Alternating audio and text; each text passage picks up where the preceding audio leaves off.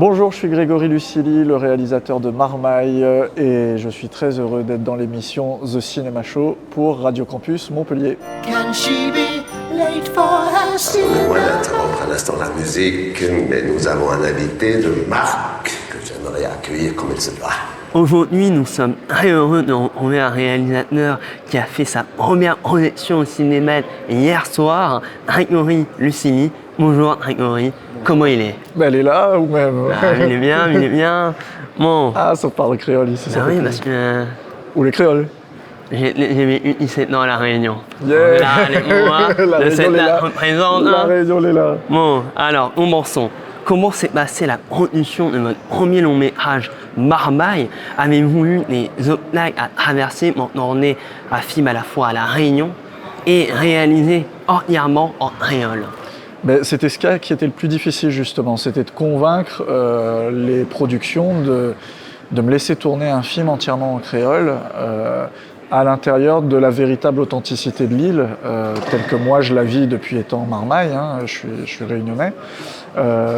Et c'est vrai que ça a été le plus gros challenge du film. Mais ce challenge, il a basculé dans une autre dimension quand justement j'ai réussi à trouver des producteurs à Paris en plus qui m'ont dit oui, nous ça nous botte et on a envie de le faire. Et à partir de là, les verrous étaient déjà levés et le challenge, la route était plus facile. À partir du moment où le film avait son producteur.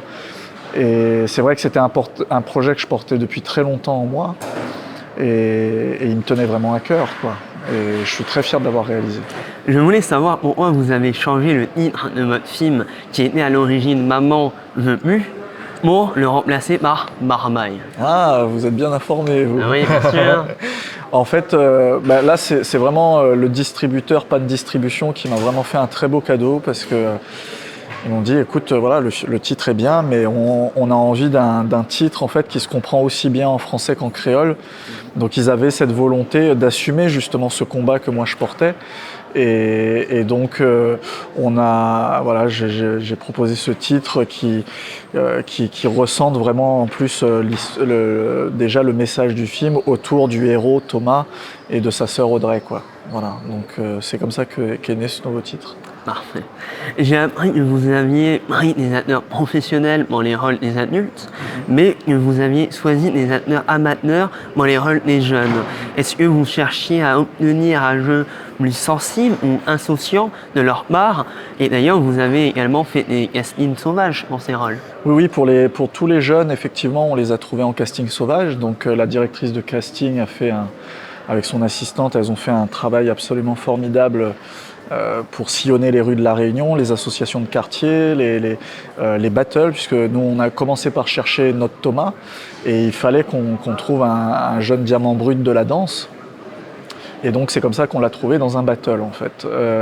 Et j'avais effectivement dès le départ cette volonté de mélanger des comédiens plus chevronnés donc pour les adultes avec des jeunes qui n'avaient jamais vu une caméra cinéma de leur vie, à la fois pour leur fraîcheur, pour la fraîcheur de jeu, mais aussi en fait pour le partage d'expériences. Ce sont tous ces adultes-là, ils ont formé une famille autour de ces jeunes, ils les ont accompagnés, ils les ont guidés, et ça a été très précieux pour moi pour les diriger correctement. Et ça a fait un échange entre deux générations qui a été vraiment magnifique à voir et à vivre sur le plateau. Votre film apporte des thèmes comme l'abandon parental, la violence conjugale et les liens familiaux. Le tout étant mêlé à la passion du personnage de Thomas dans le breakdance. Comment avez-vous géré ces problématiques familiales dévastatrices et cette passion évorante dans le processus du scénario? Il faut revenir, pour comprendre, en fait, il faut revenir à comment j'ai créé ce scénario. Moi, un jour, en fait, j'étais en visite à la protection de l'enfance de Saint-Leu, une ville de La Réunion, pour toute autre chose. Et je discute avec une assistante sociale qui me dit « Mais vous savez, monsieur Lucili, nous, dans notre métier, les mères qui abandonnent leurs enfants, c'est une situation que nous, on classe comme banale. » Et moi, j'ai été complètement choqué par cette phrase-là. Je me suis mis à enquêter et j'ai rencontré des assistants, des autres travailleurs sociaux, des officiers de police judiciaire, des magistrats, qui m'ont un peu tous dit la même chose. Donc, venant d'une famille très aimante, c'était complètement inconcevable pour moi.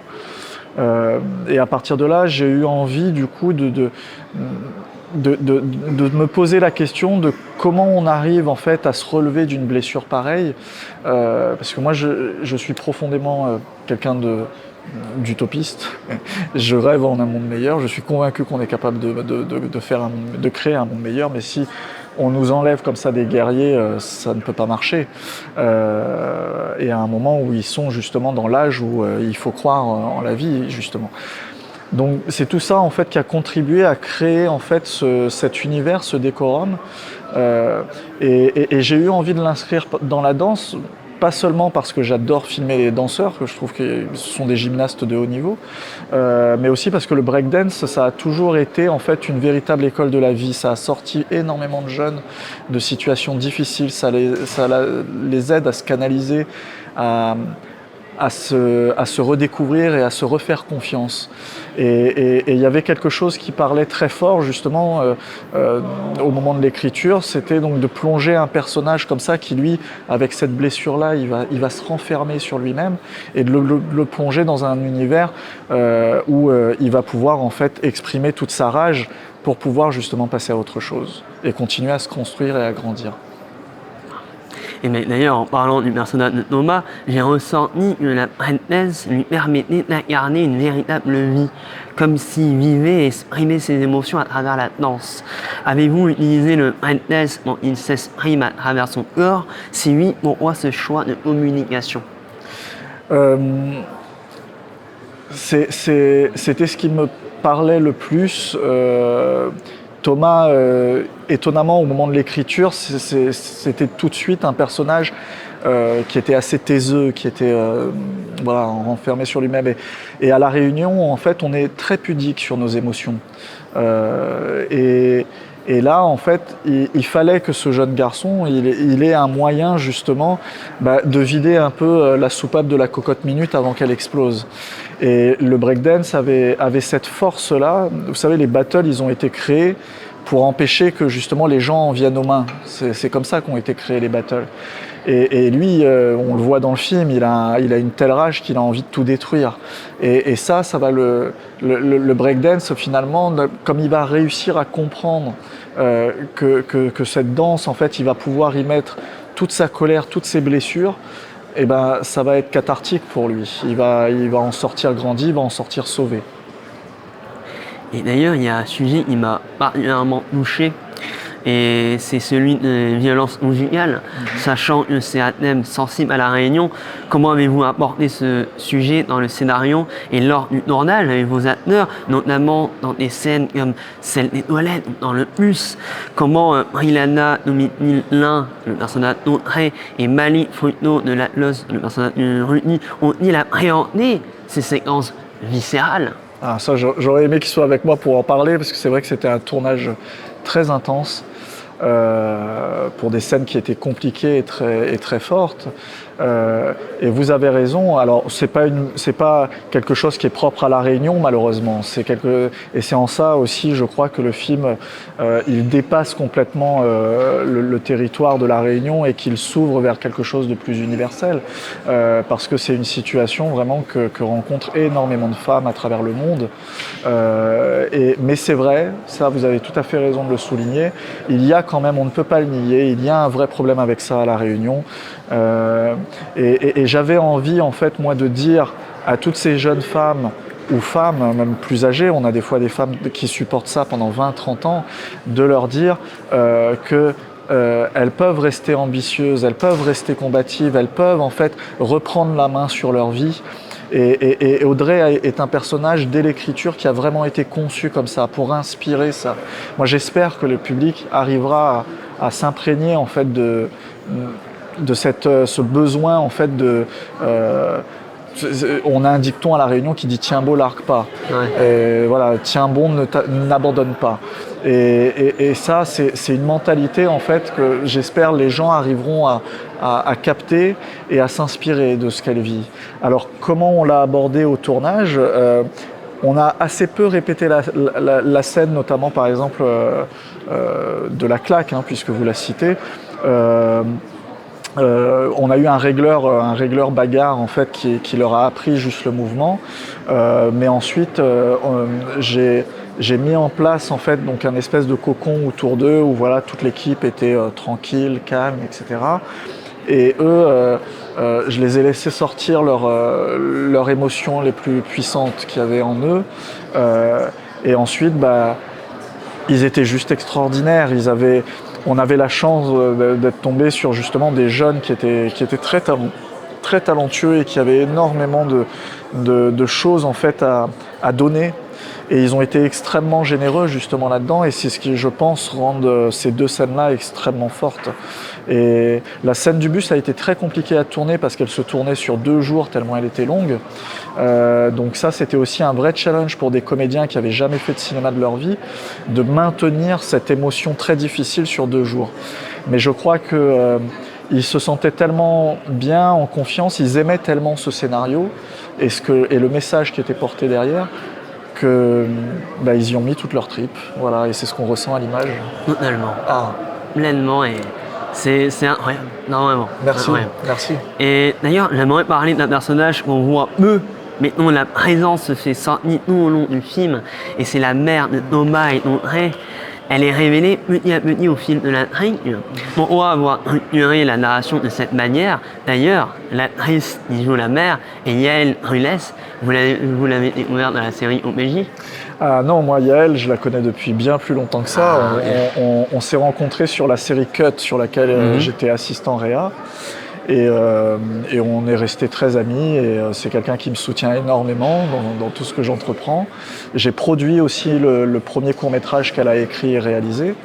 Donc voilà, Yael, c'est quelqu'un que j'aime énormément et avec qui je travaille depuis un bon moment. Et qui est une personne passionnante. Et malheureusement, sur ce film-là, malheureusement ou heureusement, elle était un peu déçue parce qu'elle avait que 3 jours de tournage, mais vous avez raison, pourtant son personnage, il est là tout le long du film, il est là dans le hors-champ. Et j'avais voulu justement assumer en fait ce côté-là, puisque on part en fait dès le début du film par cette situation où les gamins ils sont mis à la porte. Et donc à partir de là, puisqu'ils ne vont jamais revoir leur mère, il fallait assumer cette absence à l'intérieur même de la mise en scène. Et pourquoi la conclure comme ça? Mais parce que je pense que c'était le chemin le plus évident en fait pour Thomas. Le climax de ce personnage-là, c'était forcément le moment où il allait revoir sa mère et comment il allait se réagir en fait. Est-ce que en fait le parcours qu'il avait fait allait lui permettre de passer à autre chose ou au contraire de sombrer dans une colère sourde. Et bon, on spoil ou on n'a pas le droit? Vous mettez un gros bandeau spoiler? Non, mais allez-y. Ah bon? Parce que donc voilà, finalement on voit dans le film que il lâche totalement prise parce qu'en fait on se rend compte qu'il n'est pas du tout sevré de sa mère en fait en vérité, et parce que encore une fois ça c'est propre aussi à l'enquête que j'ai pu faire, aux jeunes que j'ai pu rencontrer. C'est une blessure qui ne se referme jamais en vérité. C'est une rancœur qui va rester en soi tout au long de sa vie. Et c'est ce que j'avais envie de dire aux familles, c'est surtout ne faites pas ça. Parce que ça détruit un gosse pour le reste de sa vie, ça c'est sûr et certain. Il va pouvoir peut-être réussir à se relever, mais il portera quoi qu'il arrive, cette rancœur, elle sera toujours sur la table à un moment ou à un autre. On termine toujours par la même question dans le cinéma show. Quelle est la dernière œuvre au cinéma ou même chez vous qui vous a marqué? Qui m'a marqué.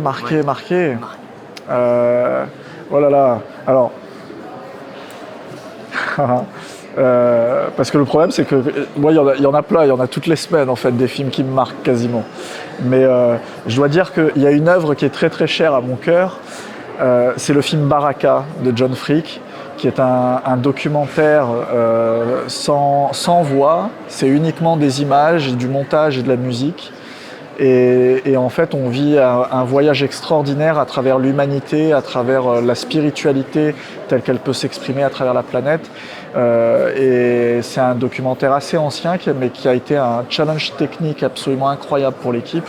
Et voilà, moi je suis fasciné, j'essaye de le regarder au moins 3 fois par an pour me refaire vibrer à chaque fois. Et voilà. Marmaille est non annuellement en salle et je vous encourage totalement, pleinement, même je vous oblige à aller le découvrir. Merci Grégory Lucili d'être venu nous parler de votre long métrage et Natrouve. Merci à vous. Au prochain film. Au prochain film. Can she be late for her cinema